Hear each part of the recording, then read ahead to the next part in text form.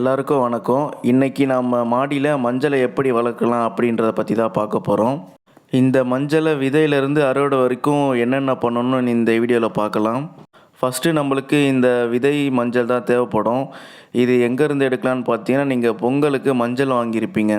அந்த மஞ்சளை எடுத்து வச்சாலே போதும். அதை ஒரு 2 மாதம் நிழலில் காய வச்சிங்கன்னா முளைப்பு வந்துடும். அப்போ நீங்கள் நட்டு வச்சிங்கன்னா ஈஸியாக ஒரு 10லேருந்து 15 நாளுக்குள்ளேயே வளர்ந்து வர ஆரம்பிச்சிடும். நீங்கள் அப்படியே பச்சை மஞ்சளாக வச்சிங்கன்னா அது முளைப்பு விட்டு வரத்துக்கே ஒரு 4லேருந்து 5 மாதம் வரும். அதனால் மஞ்சள் கிழங்கை நீங்கள் நிழலில் 2 மாதம் காய வச்சு அதுக்கப்புறமா சித்திரை இல்லை வைகாசி அப்படி வச்சிங்கன்னா ஈஸியாக இருக்கும் உங்களுக்கு. அடுத்த பொங்கலுக்கு நீங்கள் மஞ்சள் செடியே வாங்க தேவையில்ல. உங்கள் மாடி தோட்டத்துலேருந்து நீங்கள் எடுத்து யூஸ் பண்ணிக்கலாம். இந்த மஞ்சள் பார்த்தீங்கன்னா நீங்கள் அறுவடை பண்ணுறதுக்கு 8லேருந்து 10 மாதம் வரைக்கும் வரும். நான் இந்த மஞ்சள் கிழங்கை எப்போ போட்டேன்னு பார்த்தீங்கன்னா ஜூன் 24ஆம் போட்டேன். அது முளைப்பு விட்டு வரத்துக்கே 15 நாள் ஆயிடுச்சு. அதுக்கப்புறம் ஒரு 10 நாள் கழித்து பார்த்தீங்கன்னா ஒரு இலை ஃபுல்லாக பெருசாக வளர ஆரம்பிச்சிது. அடுத்து 2வது இலை வர்றதுக்கு பார்த்தீங்கன்னா இன்னும் ஒரு 10 நாள் எடுத்துக்கிட்டாங்க. அதுக்கப்புறமா பார்த்தீங்கன்னா மடமடன்னு சீக்கிரமாக வளர்ந்துருவாங்க, ஃப்ரெஷ்ஷாக இருப்பாங்க பார்க்குறதுக்கு. அதே மாதிரி இந்த மஞ்சள் கிழங்கை வைக்கும்போது நீங்கள் கொஞ்சம் மேலேயே வைக்கணும். ரொம்ப அடியில் வச்சாலும் வளர்றது ரொம்ப கஷ்டப்படும். அதனால் மேலே ஒரு 2 இன்ச்சில் வச்சாலே போதும், சீக்கிரமாக வளர்ந்து வந்துடும். இதுக்கான மண்கலவை நான் என்ன போட்டேன்னு பார்த்தீங்கன்னா செம்மண்ணும் அப்புறம் எரு போட்டேன், அவ்வளோதான். வேறு எதுவும் போடல. கொஞ்சமாக தேங்காய் நார் யூஸ் பண்ணிட்டேன். ஏன்னா கிழங்குல கொஞ்சம் மண் லூஸாக இருந்தால் தான் கிழங்கு நல்லா விட்டு வளரும். நான் மொத்தம் 3 கிழங்கு வச்சு விட்டேன். அதில் 2 கீரை வளர்க்குற பேக்கில் வச்சு விட்டேன். ஒன்று மாதுளை செடி கூடயே வச்சு விட்டேன். தனியாக வச்ச இந்த 2 செடியுமே சூப்பராக வளர்ந்துட்டே இருந்தாங்க. மாதுளை செடி கூட வச்ச மஞ்சள் கொஞ்சம் ஸ்லோவாக தான் வளர ஆரம்பித்தாங்க. ஏன்னா இந்த மஞ்சள் பார்த்திங்கன்னா வெயில் கண்டிப்பாக அவசியம். மாதுளை செடி சீக்கிரமாக வளர்ந்ததுனால வெயில் கொஞ்சம் கம்மியாக இருந்தது. அதனால் அந்த செடி கொஞ்சம் ஸ்லோவாக தான் வளர்ந்துட்டே வந்தாங்க. அதனால் நீங்கள் செடி வைக்க ஆரம்பிச்சிங்கன்னா கண்டிப்பாக வெயில் படுற மாதிரியும் வைங்க. நீங்கள் இந்த மஞ்சளை வச்சு விட்டிங்கன்னா போதும், அதுவே தன்னால் வளர்ந்துக்கிட்டே இருக்கும். தண்ணி மட்டும் கொஞ்சம் பார்த்து ஊற்றிக்கோங்க, ஏன்னா ரொம்ப தண்ணியும் ஊற்றக்கூடாது. ஒரே ஒரு மஞ்சள் கிழங்கு சின்ன டப்பாவில் வச்சு விட்டாலே போதும், அதுவே சூப்பராக வளர்ந்து நிறைய மஞ்சள் கிடைக்கும் உங்களுக்கு. வேஸ்ட்டு வாட்டர் கேன் இல்லைன்னா சின்ன பக்கெட் இருந்தாலே போதும், அதில் ஒரு கிழங்கு வச்சாலே போதும், ஈஸியாக உங்களுக்கு வளர்ந்து வர ஆரம்பிச்சிடும். நான் இந்த மஞ்சள் வைக்கும்போது தான் எரு போட்டேன். அதுக்கப்புறம் எந்த எருவும் போடலை. வெறும் தண்ணி மட்டும்தான் ஊற்றிட்டு வந்தேன் இந்த மஞ்சள் செடிக்கு. இந்த மஞ்சள் செடியும் பார்த்தீங்கன்னா பூச்சி தாக்குதலும் பெருசாக இருக்காது. எப்போதுமே பச்சை பசேல்னு வளர்ந்துக்கிட்டே தான் இருப்பாங்க. இந்த செடி இலையெல்லாம் வாடும்போது தான் உள்ள கிழங்கு இருக்குதுன்னு நம்ம எடுத்துக்கலாம். அது மினிமம் 7லேருந்து 8 மாதம் ஆகும். இந்த செடி பார்த்தீங்கன்னா வச்சு 7 மாதம் ஆச்சு. இப்போ தான் ஃபுல்லாக இலையெல்லாம் காய ஆரம்பிச்சிட்டாங்க. அடியிலையும் பார்த்தீங்கன்னா கிழங்குலாம் மேலே தெரிய ஆரம்பிச்சிருச்சு.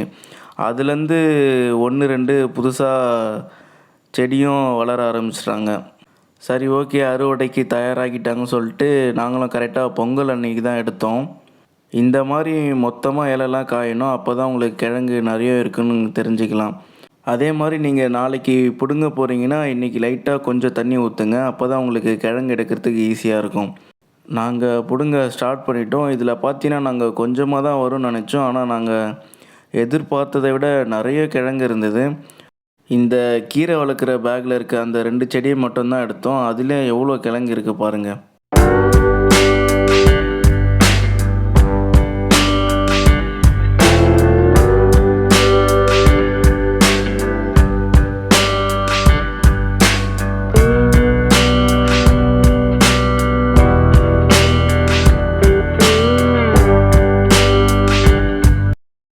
எவ்வளோ மஞ்சள் இருக்குதுன்னு பார்த்தீங்களா? இது மொத்தமாக அந்த 2 செடியில் இருந்தது மட்டும்தான்.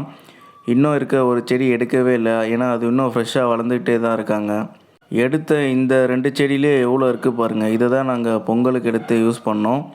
மொத்தமாக இதில் எவ்வளோ மஞ்சள் இருந்ததுன்னு பார்த்தீங்கன்னா 1 கிலோ 250 கிராம் இருந்தது.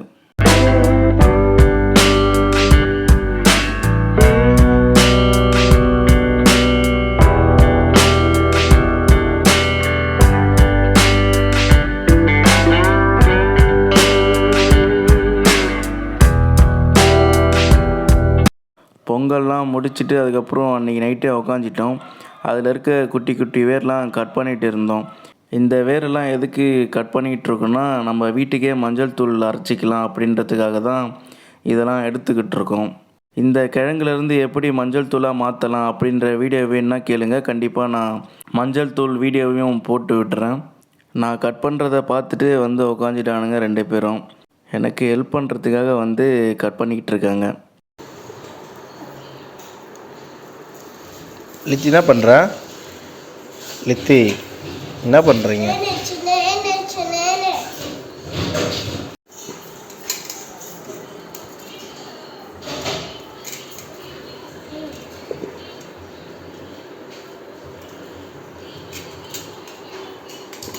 என்ன பண்ணுற? டைனோசர் மாதிரி இருக்காது, காட்டு. இந்த செடியிலேருந்து கட் பண்ணதுக்கப்புறம் எப்படி இருக்குது பாருங்கள். என் கை ஃபுல்லாக 2 நாளைக்கு மஞ்சளாக தாங்க இருந்தது. அப்படி இருக்குது இந்த கட் பண்ணதுக்கப்புறம். நீங்களும் கண்டிப்பாக பொங்கலுக்கு வாங்கின கிழங்கை வேஸ்ட் பண்ணாமல் இப்படி வச்சு பாருங்கள், சூப்பராகவே வளரும். அந்த மஞ்சளை எடுத்து நீங்கள் அடுத்த பொங்கலுக்கு யூஸ் பண்ணுங்கள். இதோட நான் இந்த வீடியோவையும் முடிச்சுக்கிறேன். இந்த வீடியோ உங்களுக்கு பிடிச்சிருந்தால் மறக்காமல் நம்ம சேனலை சப்ஸ்கிரைப் பண்ணிவிடுங்க. கூடவே அந்த பெல் பட்டனையும் கிளிக் பண்ணுங்கள்.